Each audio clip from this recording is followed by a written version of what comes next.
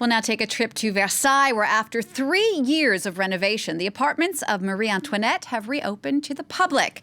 And while the jury's still out on whether or not the French queen really did say, let them eat cake, we do know that she did live a life of tremendous luxury. And to tell us just how luxurious, I'm joined on the set by Paris Muse guide, Julien Savadoux. Hi, Julien. Hi, Jeannie. Now, the rooms that have just been reopened in Versailles are called les grands appartements, the grand apartments. What were they used for exactly? That's right. The grand apartments are just one section of the castle. The castle, the most beautiful castle in Europe, actually. That's what Louis XIV wanted to build in Versailles.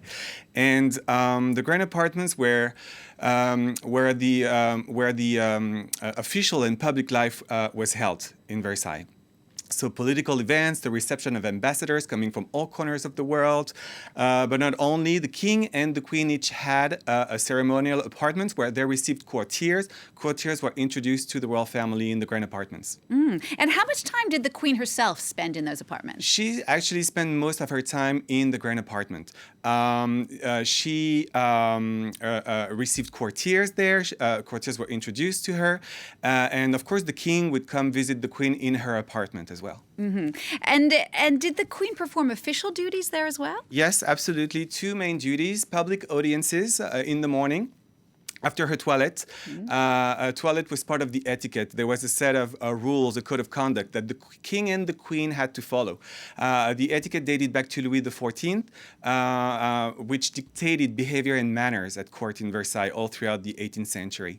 And yes, the queen received courtiers in the morning. The ladies in waiting would introduce people to the queen, and of course, public dinners at night. The dinners were a lavish ceremony, where courtiers were all invited to stand around the royal family, sitting at the table. So basically, the dinner was a show that everybody wanted to attend in Versailles. And I heard that the queen also gave birth in public. Is that true? Not completely true. What happened is that the queen would give birth with some ladies that were very close to her. Courtiers had to wait in an antechamber. A labor bed was brought to the bedroom, to the bedchamber. The queen was giving birth on the labor bed, brought in especially for the occasion. And then, of course, courtiers would be welcome to congratulate the queen as soon as she was back in her bed with the child in her arms.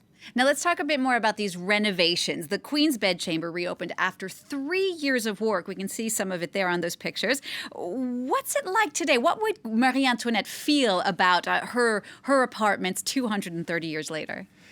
She would feel the same. The bedroom didn't change at all. The renovation lasted about 3 years, not just cleaning the fabrics, but also fixing the light, fixing the electric system, making sure that the bedchamber and the whole apartment is secure and preserved for the future.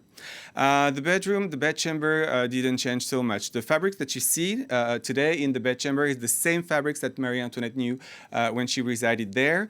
Also the furniture. The bedchamber is a beautiful example of what the French Baroque style is. A Rococo style restrained by French taste, and beautiful pieces of furniture as well in the bedchamber. And all of that luxury, of course, goes with the reputation of Marie-Antoinette, being very conscious about her appearance. Would you say that she was the world's first fashion victim, fashion addict? Yes, absolutely. She had a fashion designer, Rose Bertin, was a dressmaker, and she would spend hours talking about fashion, talking about her appearance, her dresses, her gowns, and her hair. And in fact, the Queen's appearance was a means of communication to French people through the portraits that were made of the Queen. Well, let's talk a bit more about that, because, of course, back in the day, there was no social media, there was no plain old media. How did word get out about who Marie-Antoinette was? Marie-Antoinette had an official portrait painter. Her name was Elisabeth Vigée-Lebrun, a woman, just like the Queen. And Elisabeth Vigée-Lebrun made 30 portraits of the Queen. One portrait in 1778, which was a real success. And after that, the Queen Marie-Antoinette commissioned other portraits. A very famous portrait, a family portrait. Oh, this is the portrait of Elisabeth Vigée-Lebrun, a self-portrait of the artist, of the painter.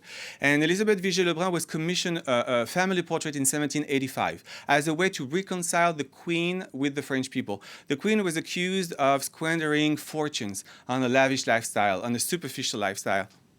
And so she had the image of a frivolous, of a superficial queen. So the portrait that you can see here, the family portrait, you see the queen sitting with a beautiful crimson red gown. She's surrounded by her children. You see the three children, her daughter, Marie-Therese.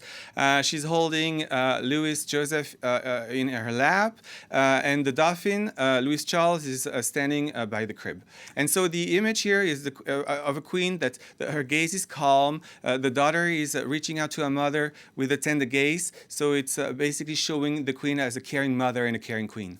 And of course, Marie-Antoinette was the last queen to live in Versailles. Just very briefly, talk us about their lives, the royal family's life, when they moved back to Paris. Yeah, the royal family was forced to leave Versailles on October the 6th, 1789. A mob coming from Paris, rioters broke into the castle, into Versailles, and so the royal family was forced to move back to Paris, to the Louvre, the Tuileries Palace, which is now gone because it's lost, it was set on fire, but the royal family was forced to move back to Paris, and Versailles was completely left abandoned. The staff at Versailles continued working there for about 2 years, waiting for the return of the royal family, but they never returned from Paris because, unfortunately, the king was tried, the queen was tried as well, and both of them were guillotined in 1793. Thank you so much, Julien Savadoux, for for that having little me here. slice of history. Donc, Julien Savadoux, one of the many guides at Paris Muse. You give a tour, actually, of Versailles yourself. So if you want to check it out, you can check it out on parismuse.com. That wraps it up for me for this hour. Chris Moore is up next with the news.